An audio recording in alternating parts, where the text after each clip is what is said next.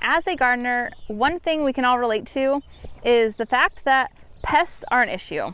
And this year in particular, I have a huge issue with snails, and I want to go quickly show you what happened to my artichoke plants, because at first I thought it was due to watering, then I thought it was maybe a lack of nutrients, but come to find out, I have a huge snail issue.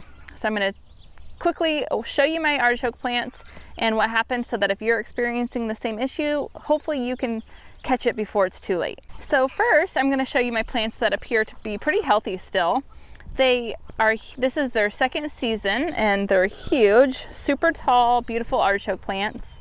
Well, one day I came out to the garden and this plant looked like this. All the limbs had fallen down and they're just completely destroyed. And at first we thought maybe it was due to the fact that artichokes are kind of heavy and it pulled the plants down, and maybe there was a lack of water, so the plants just weren't very structurally strong.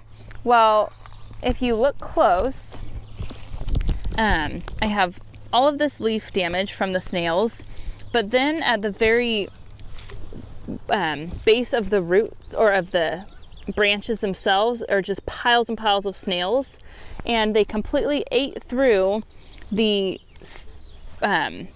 big branches of these artichoke plants and just caused them to completely fall apart.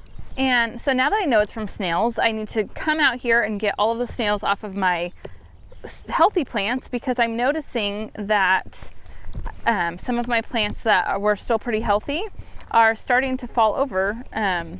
You can see this one here.